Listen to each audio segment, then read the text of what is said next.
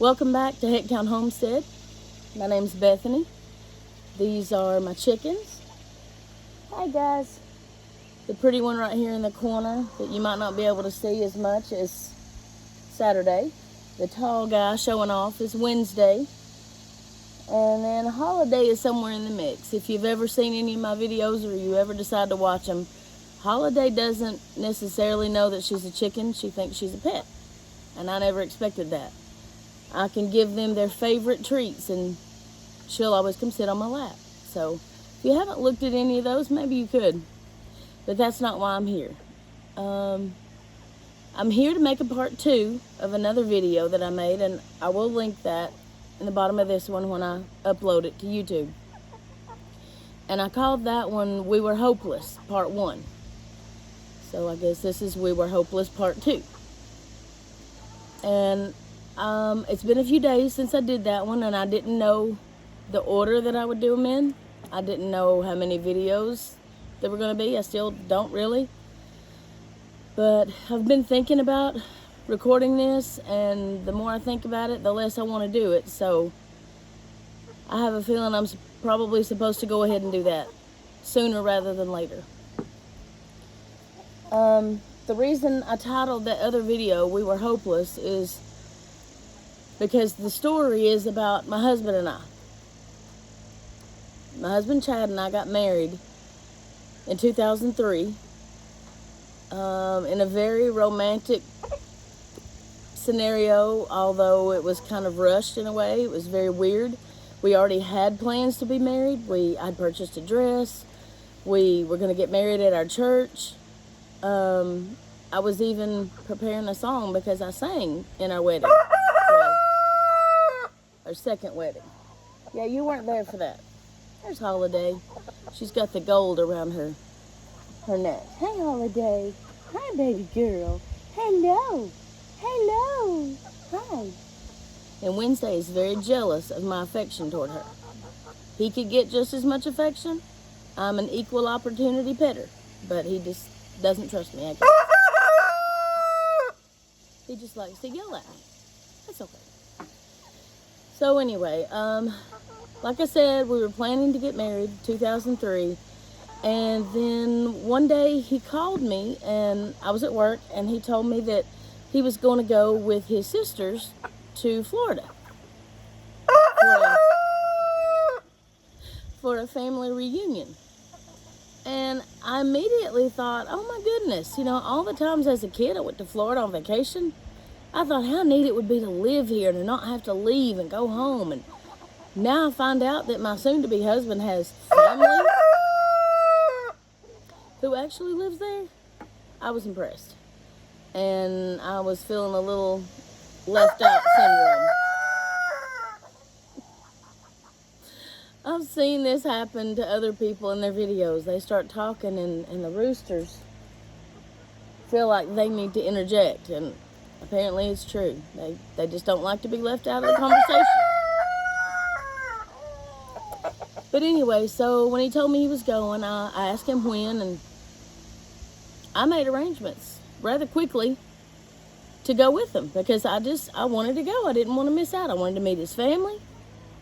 I didn't know how often any of them came here to Tennessee, and so I figured that'd be a good time to go. And so in my packing, you're going to hear all this from him eventually, maybe, I don't know. He'll tell you that it was a setup, that I planned to get married down there, and I absolutely did not. We had gone to the jewelry store in Tennessee. We had ordered our rings. I ordered his band and my band. I already had my engagement ring. And when you order something, a lot of times it'll come in the mail to your house, but it's not soon. And so I had waited and waited, and it had finally come. I'm not sure how many days, but maybe just 2 or 3 days before we were supposed to leave to go to Florida for the family reunion. And when it came in the mail, I put it away. It was, I looked at it, I tried it on, all that, and then put it in a very special spot and didn't think anything else about it. When I was planning to go to Florida, I was packing my suitcase, I knew we were going to be there over part of the weekend on Sunday, and I assumed that we would go to church with some of his family. So I packed a dress, a lightweight, because I knew it'd be probably pretty warm. Even though it was February, I know, yes, it was warm. It turned out to be around 80 degrees. Beautiful weather. I packed a dress, and as I was grabbing my makeup and stuff, I grabbed the rings. That was all there was. There was not a chance. I was going to leave my brand new, soon-to-be wedding rings in the house where fire could happen, a thief could come in and steal. So yes, girls, you'll understand. I think you'll empathize. I put those rings in the bag. They were coming with me, staying close to my heart. That's all the plan there was. So when we drove down there, we rented a car, and his sisters and he took turns driving. And it took quite a while. We left in the night, it seemed like, so early in the morning. But we got there before sunrise. And good thing his family, a lot of them like to get up early, because when we got there, we didn't drag everybody out of bed. And got to meet everybody, got to meet Aunt Vicky. She proclaimed that day that she was going to be my favorite aunt. She's definitely colorful. I can't do that to Kay or Elaine or any of the other ones. My mother-in-law has several sisters and brothers. But we stayed with Aunt Vicky, and it was at Aunt Vicky's house that this conversation and this idea popped up in my mind about, a wedding.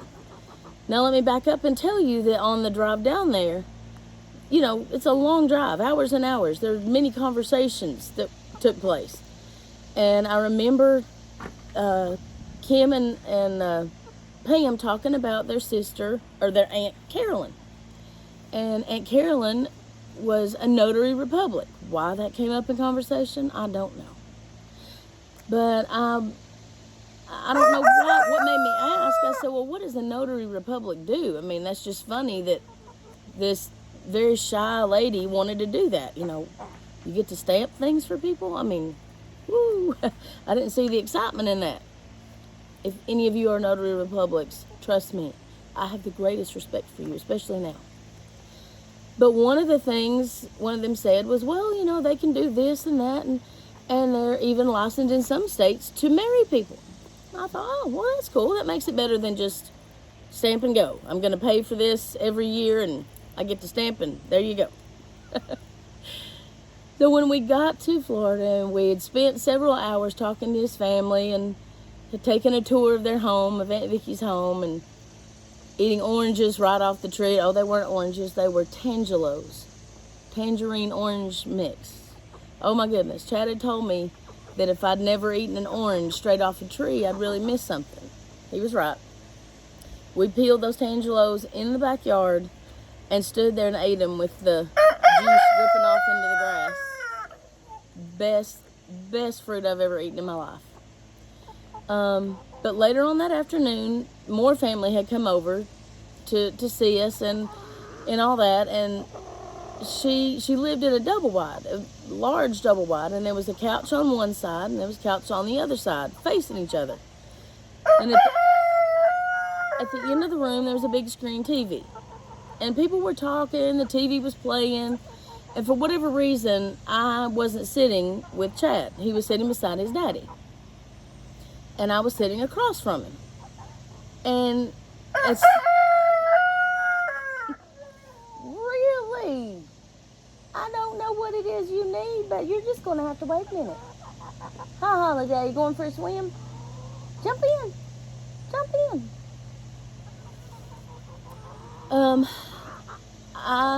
It did occur to me. I thought, man, I'm a hopeless romantic. Anybody who knows me can tell you that.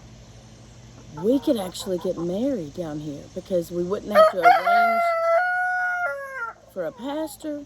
We've got Carolyn. She's going to be coming in. She was on her way at the time for the family reunion. We could go over to the beach and get married on the beach at sunset. How many girls wouldn't dream of that? Well, I started dreaming.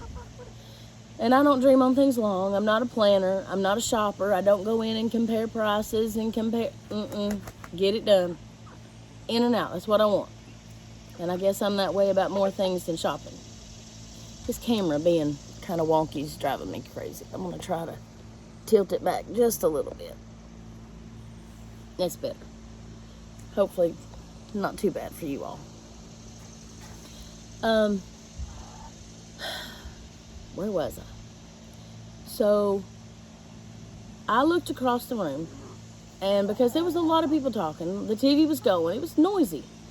And so I just mouthed to my future husband, which I learned he does not read lips very well. I mouthed, "What time does the courthouse close?" And he said, "What?" And I said it again, and finally he understood and shrugged his shoulders. He didn't know. And I pointed to his dad as if to say, "Well, ask your dad." And he did. His dad said 5 o'clock. And I looked at my watch and I thought, I could go get a marriage license, and that way we'd have that. We could just go ahead and get married. And I guess while those wheels were turning in my head, Chad was starting to wonder what I was saying, why I was asking that. And I'll never forget, he cocked his head like, And so I pointed and I said, and he looked very confused then, because of course he'd already agreed to marry me, and he nodded his head, and I said, and then he smiled really big, and he turned to his dad and he told his dad what I wanted to do, and then his dad's smile tripled his. And he started making his way up off the couch, and we went. We rode with him and his big Dodge Ram to the courthouse. We filled out our paperwork, paid $80. Now that was in 2003. I don't know how much it is now. I don't know what that compares to, but the $80 will come in handy later, maybe in the story if I don't forget. We had a marriage license, and I don't know, we were both sort of in shock but excited, and he said, "Well, are you going to tell your family?" Because practically all of his family was with us. His brother Kurt and his family were the only ones, really, I guess, that weren't of immediate family. And so I said, I don't know. I don't know how my family's going to take this. I was so excited. Y'all, I was not young, and I'd never been married before. And when I filled that paperwork out at the courthouse, we had to put down, I don't remember how it said, "Is this your first marriage? How many times have you been married before?" Something, I don't know. Of course, it was my first one. I'd been married 0 times. And when Chad filled out his part of that, he couldn't say that. He'd been married multiple times. And it was just a little question for me, like, that should be a warning sign, but it wasn't. I loved him. I loved him very much. He was very important to me. I wasn't ready for a relationship with him, but once we met and we'd actually gone out a few times, I found a lot of peace with him. I was very happy with him. I felt very safe with him. Physically and emotionally, he was good to me. He was kind to me. He was never hateful. It always felt like that he put me first. And he would tell people that I was his best friend.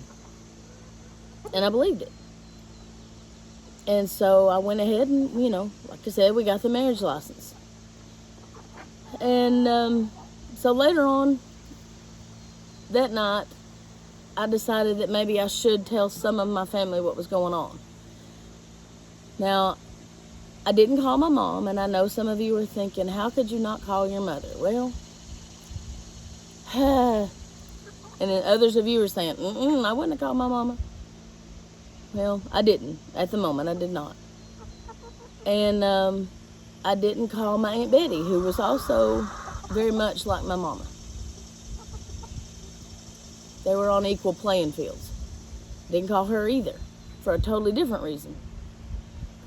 I did call my cousin, and we chit-chatted for a minute, told her I was in Florida. She was surprised because it was a last-minute trip. And she said, well, what are you doing? And I said, well, I'm going to get married at sunset. And she laughed, and she said, yeah, right. And it took about 4 times for me to convince her because she just couldn't believe it. And she said, are you really going to do that without your family? And, well, I mean, yeah, I didn't plan it. We were here. His family's here. You know, the whole story. Carolyn can marry us. It's going to be so romantic. And she said, well, okay. And I do think she was hurt just a little bit that she wasn't involved. And I was hurt that she wasn't involved. And had 2 more good best friends that were also not able to be there. But I knew they'd love me, and I knew that Shalane would love me too. And so that's it. I didn't call anybody else. We got married at sunset. We went to Sam's because it wasn't planned. I had a dress for church, you know. It was going to be on the beach. That was sort of awkward, so I wasn't going to wear my fancy church shoes. I knew I'd have to go barefooted. We went to Sam's. Originally, I think the plan was to go out to look for flowers, which turned out to be sort of funny. But we got Chad a shirt, and he wore some black dress pants that he'd had for the church service that Sunday.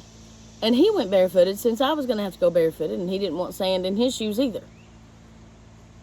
And we bought some tiki torches at the last minute because, you know, that would give us a little bit of light, and it might be a little bit romantic and, you know, whatever. It was just thrown together. And it did turn out to be very special. It did turn out to be very beautiful. And the next morning, when Chad and I, because we'd come down with his sisters in the rental car, they decided that they would take the rental car and his dad would let us take his truck. And I don't remember how we worked it out so that he could get his truck back, but we were going to drive back to Tennessee in his dad's truck so we could have a little bit more of a honeymoon than one day, one night. And so we were driving across the Tampa Bay Bridge, and the water was up. I guess it had been raining a lot, and man, I tell you what, y'all that live around there, that takes some serious nerve. We drove across that bridge, and the water was the level of the pavement on the bridge, and my little heart was fluttering quite a bit. It was blowing over the bridge. But it was at that moment that Chad said, did you ever call your mom? Nope. No, I didn't call her. I should probably do that now. And I'm telling you, I dreaded it. I did not know what she was going to say. I assumed I knew. Then it wasn't going to be an easy conversation. So I called her. I told her. We got married at sunset last night. And there was a long pause, which is very much like her. And she said, well, honey, I think that's great. That's wonderful. I said, really? You're not mad? I've not made a horrible decision? You're not going to fuss at me? And she said, well, it's already done. She said, and no, if that's what you want to do, then that's great. Now, keep in mind, she was in on a lot of the planning of the wedding that was supposed to happen 2 months later. She had money invested in the wedding that was supposed to happen 2 months later, but she wasn't mad. What she did say is that, I'm fine. The person you have to worry about is your Aunt Betty, her sister. And I said, well, she's not going to be upset. She said, oh, I think you're wrong. But you go ahead and call her, and you tell her.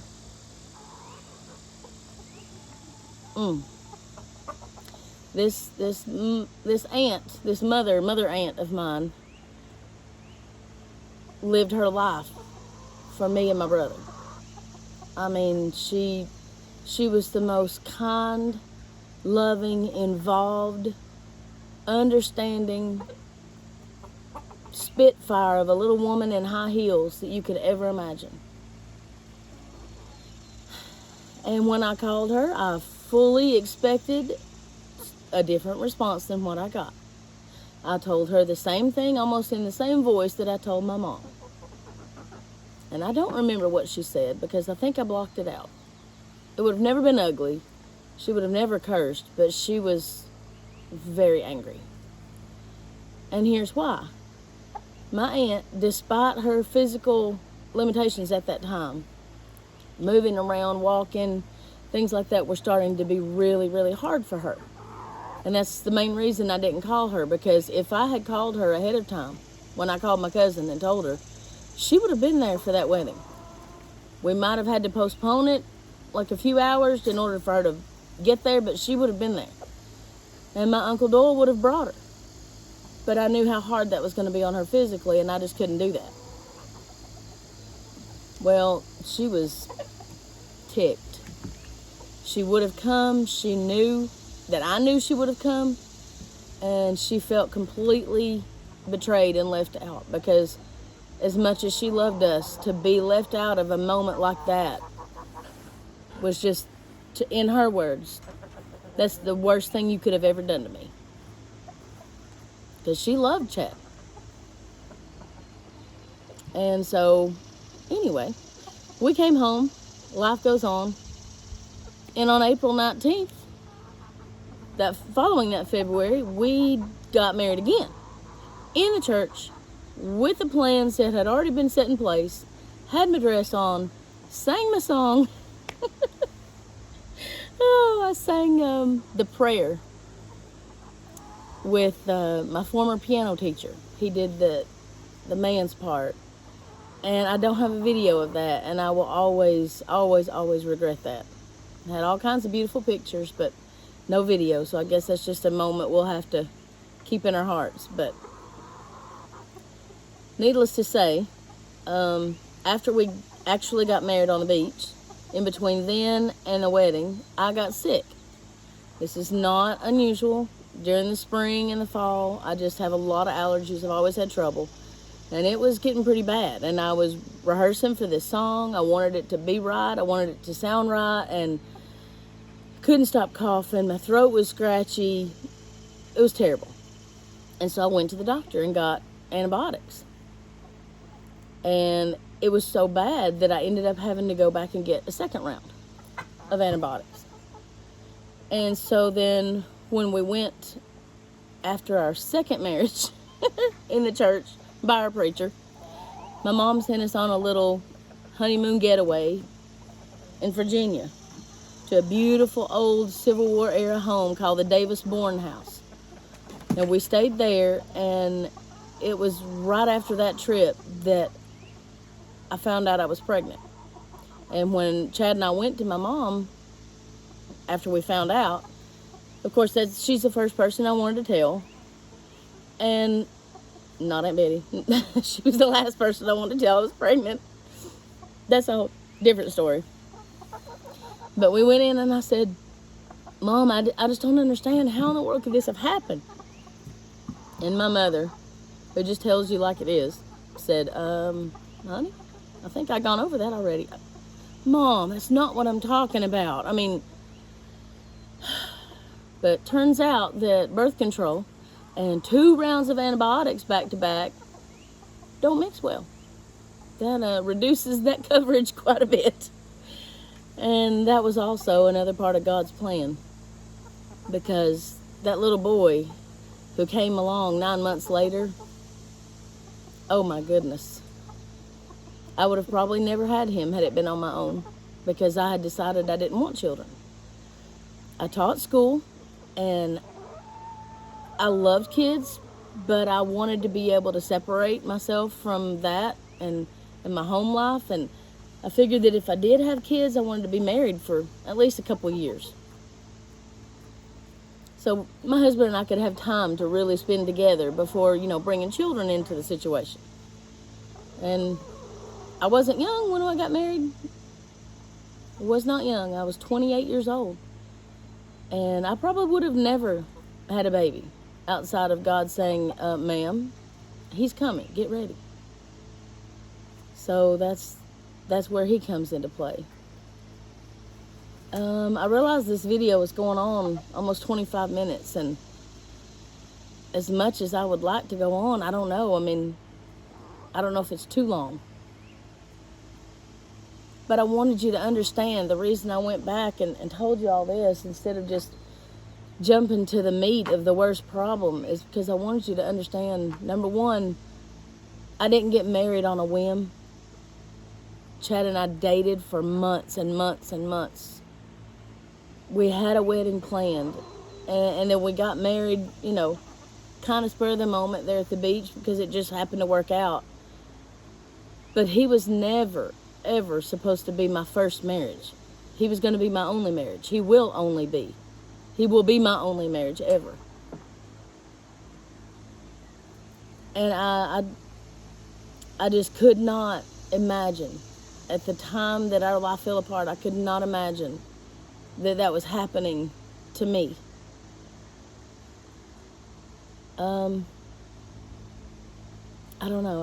I guess I can go ahead and tell you the rest of this. And if you don't want to watch it all, you know, if you don't have time, then that's fine. Maybe come back and watch the rest later. And I'm probably going to leave out things. And if you're watching and you have questions, you know, leave those in the comments. I won't promise to answer anything that's asked, but I'll answer as much as I can possibly answer that is pertinent to our story.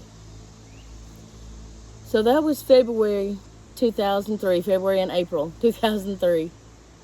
Fast forward 4 years, about 4 years. And the summer, we moved from the property near my parents in 2007.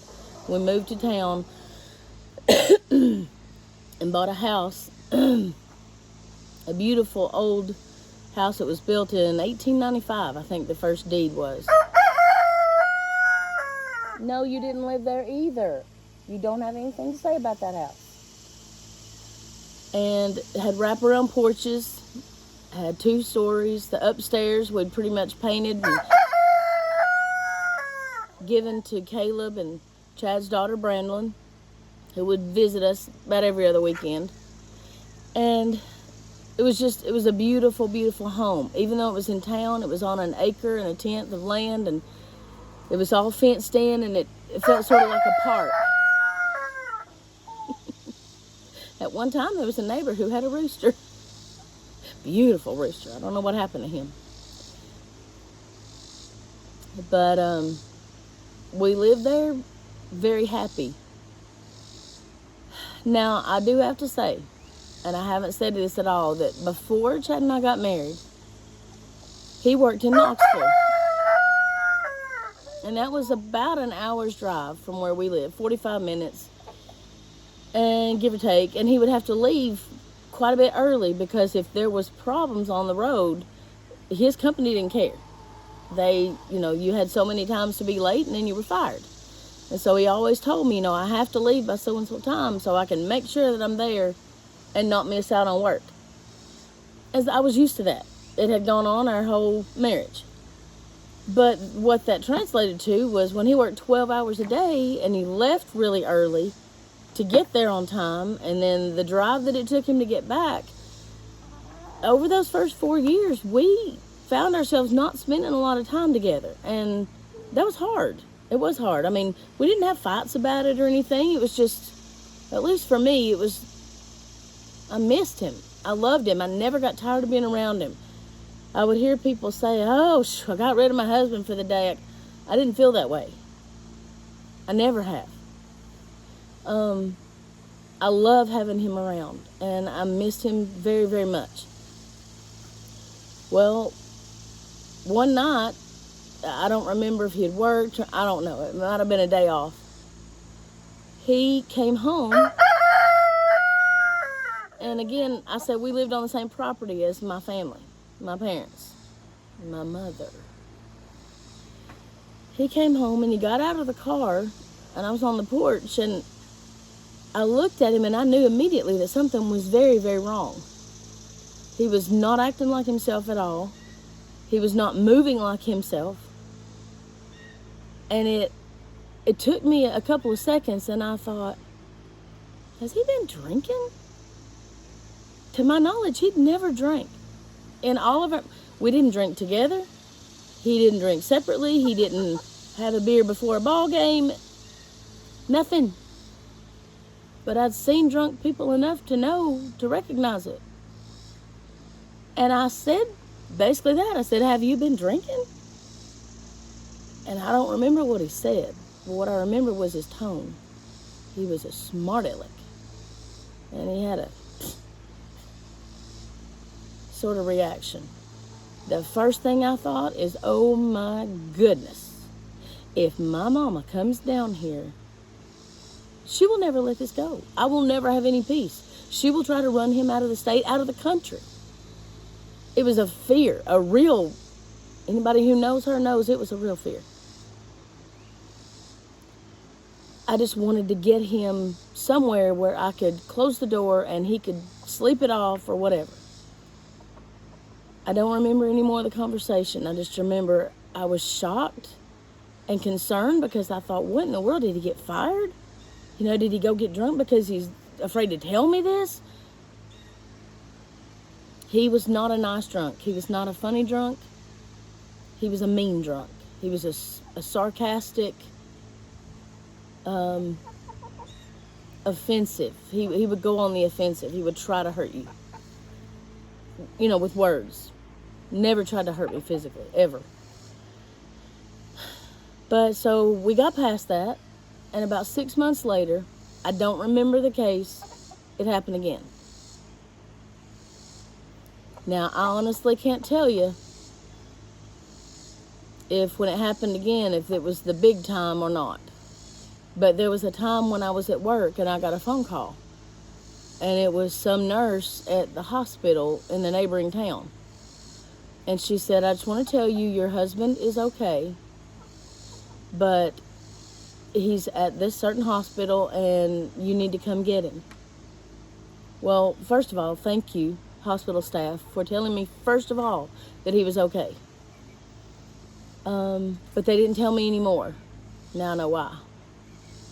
So I left work, of course not knowing, thinking that there'd been an accident, but that they were just trying to keep me calm while I drove.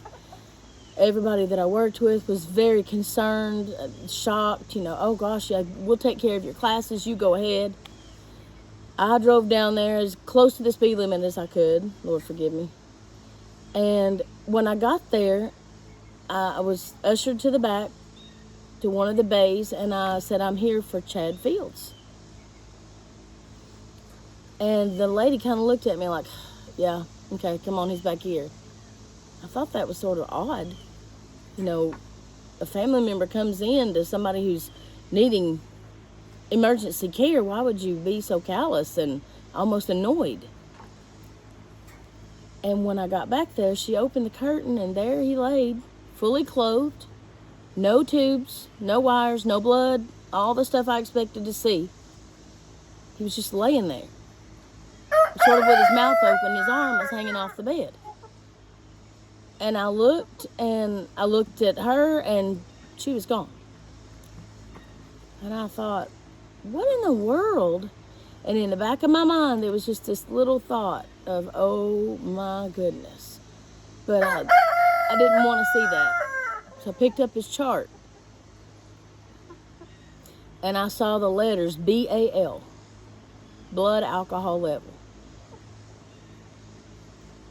And that's when I knew why that the nurse had that attitude, even though it wasn't very professional, man. Because then I felt the same thing. It was anger. It was frustration. She didn't know me. Maybe she thought that I was just the wife who was constantly having to fish my husband out of emergency rooms. No, this is a new one, thank you. And so I kind of spoke to him, and he roused up and told me he had to go to the bathroom. I said, okay. I was very annoyed, but I was trying not to be ugly. I said, well, do you need help? No, just show me where it is. And so I walked out with him out of the little cubicle and pointed to where the bathroom was. It was a single stall bathroom. Wasn't even a stall, it was just a room. And so he went in, and I stepped away from the bathroom a few steps, trying to gather myself, thinking, I left my job, left people worried and concerned, thinking my husband had been injured. What in the world am I going to say? Oh my goodness. I cannot believe this. I was humiliated and angry. The last thing I wasn't at all, really was sympathetic. I was angry and embarrassed. And rethinking my whole relationship with him. Not because that's the worst thing in the world that a human could ever do. Don't get me wrong, I've been there, I've been drunk. Never ended up in the hospital, but I have been drunk. I've driven drunk, and I knew that at the time. So I wasn't like I was better than him, but I just thought, this is beginning to be a pattern. That's why I said I couldn't remember if it was the second or third time. It was about every 6 months, so maybe it was the third time. But every 6 months, he couldn't just have a beer. He would want to have one, and he would have a case instead. And you've heard the result. So I still hadn't figured out why he ended up in the hospital. And I was walking around thinking about all this. Gave him a few minutes, I guess too long. And I walked back to the bathroom and noticed the little occupancy sign was on green. And so I walked back to the cubicle where they'd put him, and he wasn't there either. I thought he was fully dressed. I don't know where his keys were. And so I went and asked. I said, ma'am, my husband's not in the bathroom. He's not in the cubicle. And they did a quick search, and he was nowhere that they could find in the hospital. And so I said, did he have keys? How did he get here? Could he be driving? That was my concern, because he was still inebriated. And they said, no, he wasn't. He was brought in by ambulance. What? I had so many questions, but I didn't have time to ask them. And so I went outside. I began to look around the parking lot. At this point, I was not only mad, I was scared. I was still embarrassed. I was still wondering how this might end up on the 6 o'clock news. I was very much ruled by how things looked. And so I looked and I looked, couldn't find him. By then I was in tears. And I went back in the hospital. They had no idea. And to be honest, they weren't interested. They didn't care at that point. And so I got in my car and I thought, well, I'll drive down the road. Maybe he was walking faster than what I think he could have walked in that state. He's a pretty healthy guy, long legs. And so I started driving, and I just happened to drive, instead of driving back toward Morristown, I drove the opposite direction toward his parents' house. And I ended up at his parents. And I didn't know how I thought they could help. I mean, they weren't there, but I just knew that I felt like I needed to go there. And when I went to the door, of course, it's still during the workday. My mother-in-law knows that I'm supposed to be teaching. I knocked on the door, and I was already crying because I was just dreading speaking to her. I don't know. I just had a hard time talking to many people. I'm still pretty shy, actually. I'm talking to a camera right now. If I was with all of you all, this would not be going well. And I said, they called me at school and told me that Chad was at the hospital, and I went, and by then I was starting to cry harder, and I said, and he apparently was drunk, because, I just knew his mama would be shocked, and she wasn't. I said, and I can't find him. They've lost him. He's not at the hospital. He wasn't driving. They said he was brought in by an ambulance. And she very calmly turned around and told his dad, and his dad said, I'll get my keys. And it was as if they dealt with this before. Now, I'm not at all slighting my in-laws. They are the kind of people that they would never have told me anything, especially something degrading about their son, or they just didn't feel like that was their place. They felt like that was our responsibility to know each other before we got married. And to be honest, they probably thought it had happened already. Not to this degree. So I love them. They are the sweetest people. But his dad said, come on, let's go. And I didn't ask any questions. His dad has a very commanding personality when he needs to. That's where Chad gets it. And so I got in the truck, and he said, well, turns out, I forgot to tell you this, at the hospital they told me he'd had an accident on a four-wheeler. And that, I guess apparently the four-wheeler got left wherever the ambulance picked him up, obviously. And so his dad said, well, where was the accident? I said, they didn't tell me. They didn't know. He said, they didn't have a road? I said, no. So we drove around the county where he was from for it seemed like hours, but it wasn't. Went on different roads, checking the ditches, checking the fields, watching for him. And I guess now that I think about it, his dad was watching for his four-wheeler. And we didn't find him. So we went back to the hospital. And I was really mad. But at this point, my anger was directed more toward the hospital. I felt like that they should have given me some more details. And his dad was walking in front of me. And I just kept thinking, how is he so calm? I mean, this is just, he's so precious. He's so kind. And before we got to the doors of the hospital, there came my husband walking out.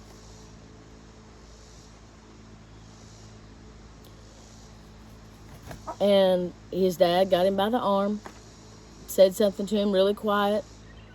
That's all. He put him in the passenger seat. Yeah, and they made me sit in the back, and I'm car sick. But then I thought, what in the world is happening? Why isn't his dad yelling at him? Why isn't his dad giving him the third degree? What are we even doing? We're just calmly acting like it's a normal day. Oh, I was so angry. And then I realized he was going to take him to find his four-wheeler. The search began again. Because he was drunk, he didn't remember where he wrecked. And now that he was starting to sober up, I guess realizing he did know I was there. And he knew that I had left thinking he was lost, so he knew that his trouble was much deeper. He sobered up quite a bit. And so we drove around, and we finally found his four-wheeler. I don't remember the road. I remember it looked basically unhurt. And I remember that I thought, how's he going to get this in the back of this big, tall Dodge Ram that drove us home on our honeymoon not that long ago? And he lifted it. He picked up the front, put the front tires on the tailgate, and then proceeded to pick up the back tires. Not a smart move, Linda. Sorry to anybody named Linda. I later found out, much later, he got a hernia from that. And I was just a little bit satisfied. Because it was one of the worst days of my life. I thought at that time it was the worst day of my life. I didn't know it could get worse.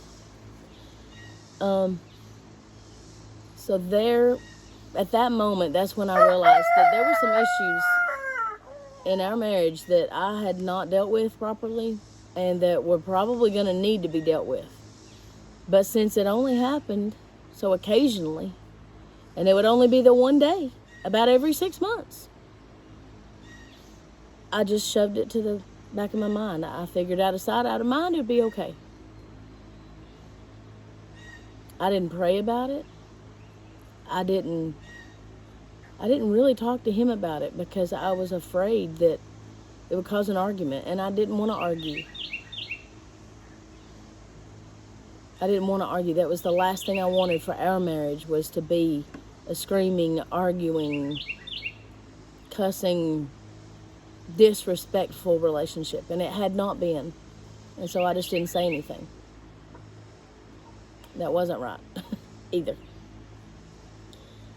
So fast forward to July, this month, in 2008. My husband, like I said, worked 12 hours. He'd begun to work a lot of overtime. Overtime was normal, but it was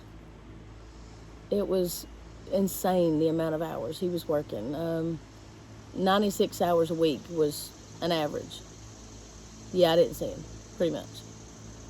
And again, I just thought, we had decisions we'd made financially. He wanted to pay those things off, and we were just trying to live. I just thought that's what married people do. Sometimes the husband just has to work a lot. I was very naive. And so at one point he came home telling me about, at different points, he would come home telling me about friends that he had at work and that he had invited them to our church. And I'd say, oh, that's great. And a couple of times it seems like a few came. Sorry, my mouth's dry. And then he started talking to me about this one lady he worked with. And he told me that it was so sad that her husband had left and she had a child about the same age as our son, 4 years old. And how awful it was, and that he'd invited her to church and said, oh, you would like her, she doesn't have any friends, she really needs a friend, maybe we could invite her to dinner or something sometime. And I said, yeah, she'd come to church and we can take her out to lunch, and it was great. No thought. Again, I was naive. Now, to his credit, to me, nothing he had done at that point was wrong. He was talking to someone at work, telling them about our church, inviting them to come, saying, hey, you can even go out to eat with me, my wife and I. Bring your son, he can play with our son. There's nothing wrong with that. But over the next few days and weeks, he began to mention her more often. And I could tell that he talked to her quite a bit, which was still fine, I thought. And then I noticed that all these things happened, like they were happening, but I didn't notice them. And then when I did notice them, I realized, wait a minute, that happens a lot. I noticed that he would never hand me his phone. And if I reached for his phone, he would snatch it away. Angrily. And I just thought he was just being grumpy. We're all grumpy sometimes. And fast forward, I started to really feel concerned. And the whole phone thing was, I guess, my biggest red flag. Because there were times that I needed his phone, and he would ask me, why do you need my phone? You have yours. Why don't you use yours? Trying to encourage me not to use his phone. And it totally didn't make sense. Like maybe my phone was buried in my bag and we needed to, I don't know. It was just odd.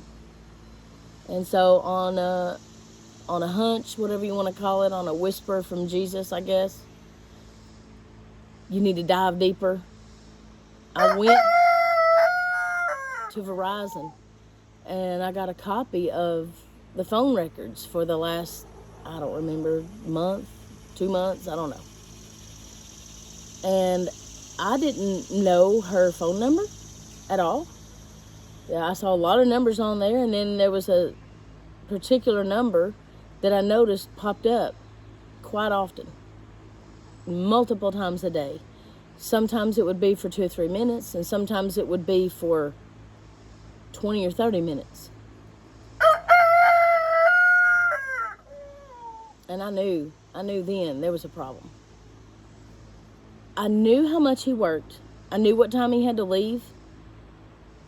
I knew how the setup was where he worked. So if there was something going on, it certainly wasn't happening anywhere on the property of his job site.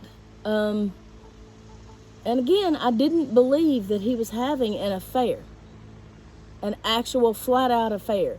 I just believe that this relationship with this coworker was way out of hand. It was very inappropriate. And when I saw all those phone calls, it made me sick. And so I did what every red-blooded American woman would do. I called it. I'm non-confrontational, y'all. I don't do that. So that tells you how much it meant to me that I actually called on purpose, knowing I was going to get a woman's voice on the other end and tell her business about talking to my husband. It took a lot. And so when I did, I called her and I told her who I was. And I told her very nicely, I said, I'm not comfortable with the amount of time that you all are talking. He and I are not in the best place right now, and I would appreciate it if you would stop. And of course she agreed. No. She said, well, I'm sorry, I can't do anything about that. You're going to have to talk to him about that. And hung up. And it was then that I knew that even if nothing had happened between them physically, he was having an affair. Emotionally, he was having an affair. One of the 10 Commandments, as most of you know, is thou shalt not commit adultery. But Jesus took that a step further. He said, if you even look on a woman with lust in your heart, it's adultery. It's the same thing. You might as well have gone to bed with her. All I knew is that my husband talked to this lady that he worked with privately more often, more hours of the day than he talked to me. And that wasn't okay. Nothing about that was okay. And that if it hadn't led to a full-blown affair, it was going to. And so one afternoon, one very hot July afternoon, he'd been mowing and he'd stopped and he was leaning against the fence next to the street. And he was on the phone. And I just had one too many incidences. Here I was going, another confrontation. I was going to do it. I couldn't stop myself. And as I was walking across the yard, I was trying to figure out what I was going to say.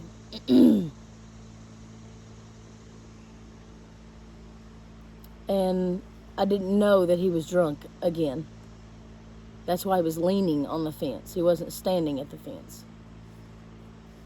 And when I walked up, all I heard him say was, I'm just trapped.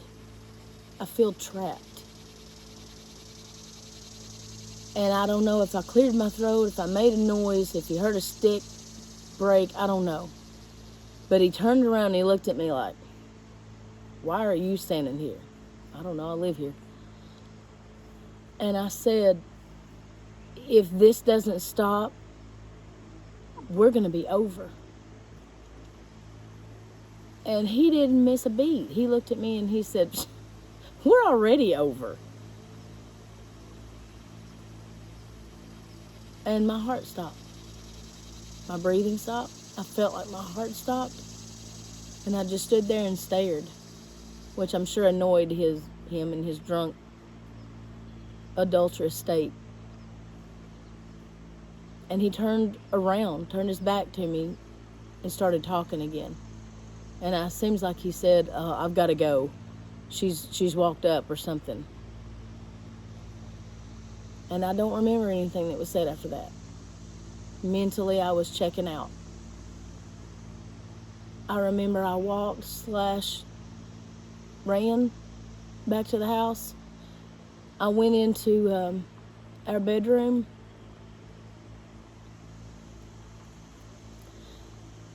And I screamed.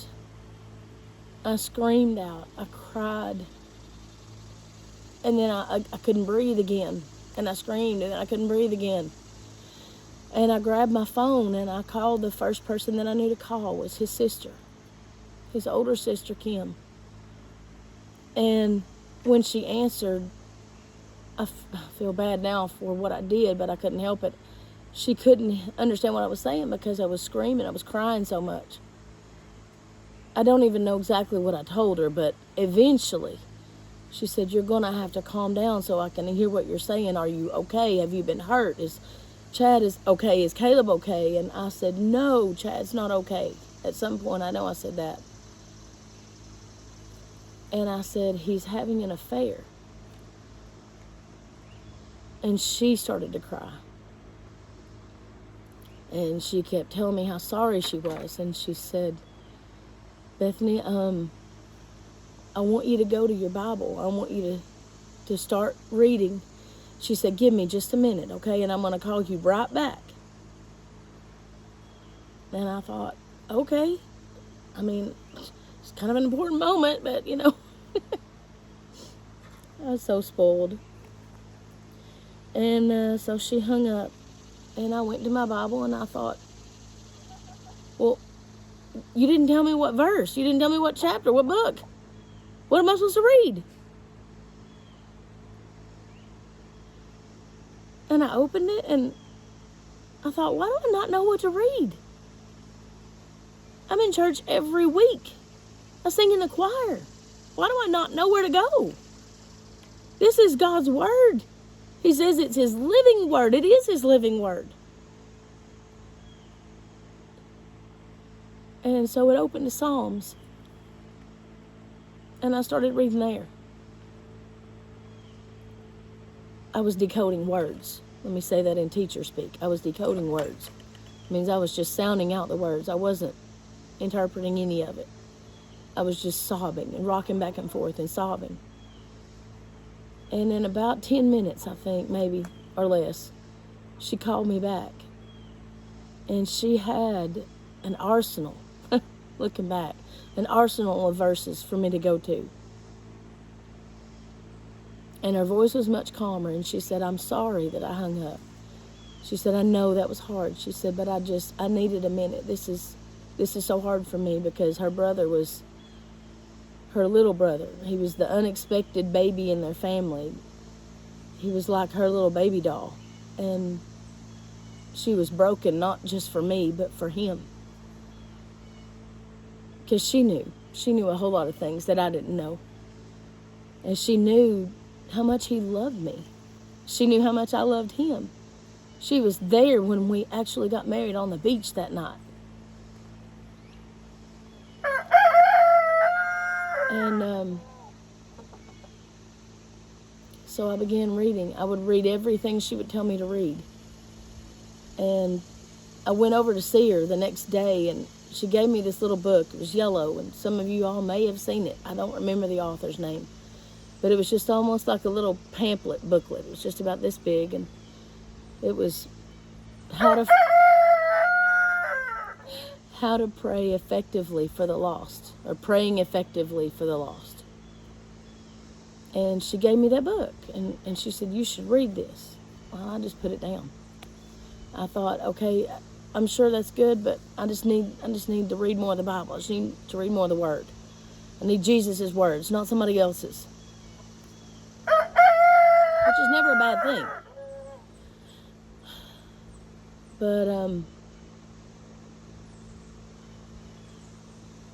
I don't know how many days went by. He left. I don't even know.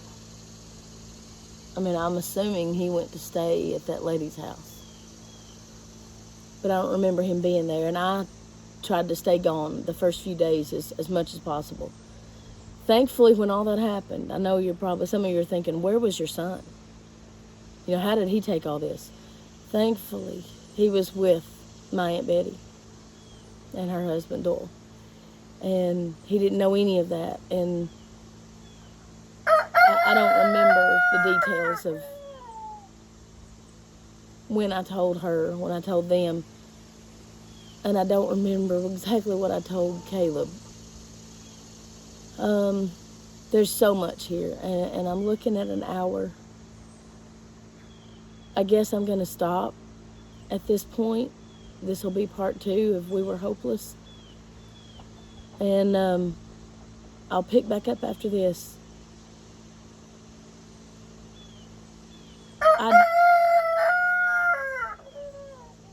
I'm trying to think of what I want to say, to close this video. But I want you to understand that when I say we were hopeless, we were not hopeless because of what Chad had done. We were not hopeless because of this woman. We were not hopeless because he got drunk every 6 months. We were not hopeless for any other reason other than he and I both grew up in church, being taken to church,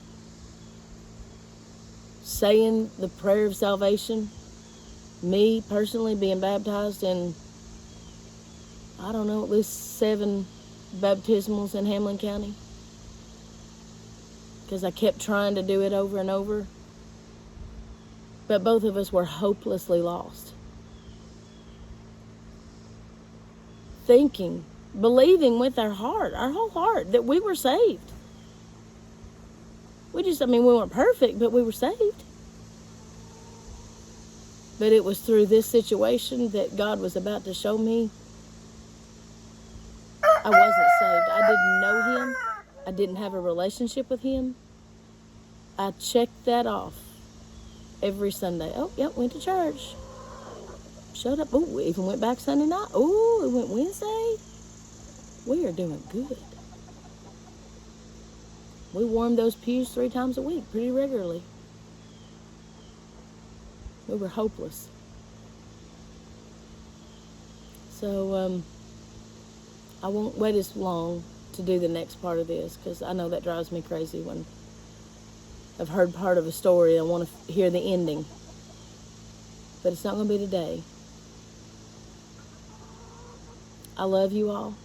Thank you for listening. If you've listened this far, bless your hearts. Come back and see us. Come back and see the chickens. And we'll find out what happens in part 3. Thank you for coming to Hecktown Homestead. See you later.